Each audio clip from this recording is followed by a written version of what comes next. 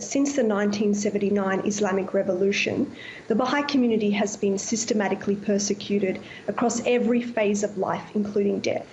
Now, most recently, what we are observing is an escalation in terms of the economic impoverishment of the Baha'i community.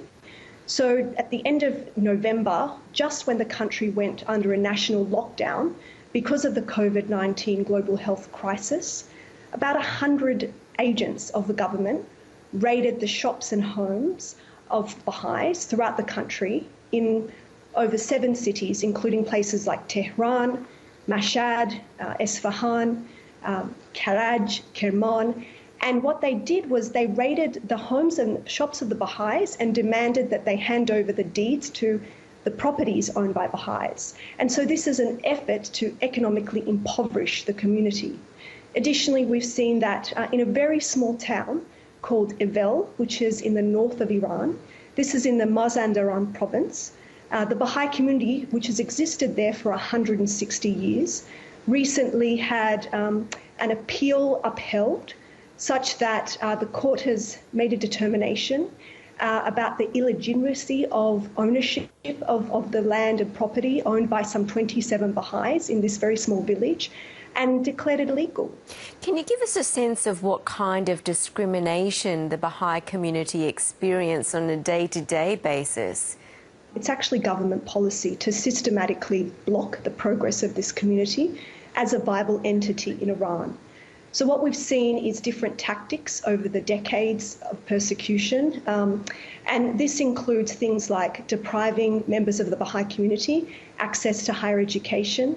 We've also seen the way in which Baha'is are blocked from working in the public sector, but also increasingly there's pressure in the private sector as well. So Baha'is have their businesses sealed, their business licenses revoked.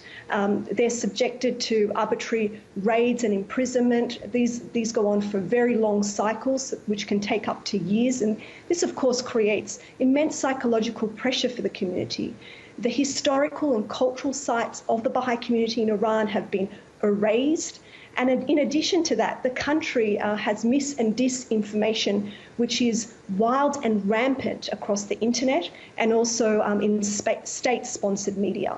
And you mentioned before about how the pandemic has worsened the situation for the community. Can you tell us a bit more about how?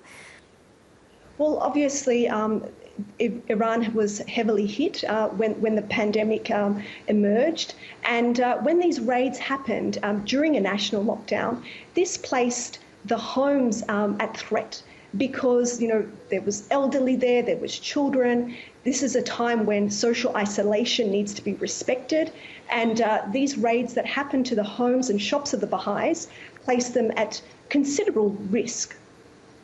How big is the Baha'i community here in Australia, and how challenging is it to find out what's really going on in Iran? Well, the Baha'i community in Australia is somewhere between 14 to 20,000. The community does have quite a significant number of Iranian Baha'is because, of course, of the pressures over the last 4 decades. And so there's a lot of concern amongst family members who are now a part of the fabric of Australian society because what they have experienced is actually generations of persecution. So while they might be here in Australian society contributing across this fabulous nation, of course they have concerns for the well-being of their loved ones in Iran. And, they're always worried about the safety and security of their loved ones. And, of course, there is things like the internet which provide information, but this is at an immense risk for those who are in Iran as well. And what are you calling on the Australian government to do to help? Well, first of all, it needs to be acknowledged that over the last 4 decades, the Australian government has been incredibly supportive about the plight of the Baha'is in Iran. And this has included successive bipartisan motions at the federal level. And just on Wednesday, actually, at the UN General Assembly, Australia co-sponsored a resolution which highlighted the human rights situation in Iran and specifically mentioned the situation of the Baha'i community. But of course, Australia is in a unique position. It's one of the few Western countries who has maintained relations with Iran over the last 4 decades. And so it is hoped that the human rights situation in Iran broadly, including the situation of the Baha'i community, continues to be raised in both the national and international fora. And Australia and Iran actually have a human rights dialogue. So if this was to occur next year, of course, naturally, we would wish that the situation of the Baha'is would be raised in this dialogue process. And specifically, we encourage the international scrutiny to continue because what we've seen now is this economic impoverishment. We've seen a multiplicity of tactics, and the decision regarding the community in Avel really needs to be repelled. The Baha'is need to be given access to their property. No Baha'i in Iran should be placed in prison because of their belief or practice. Venus Khalesi, thanks so much for your time. Thank you so much, Yvonne.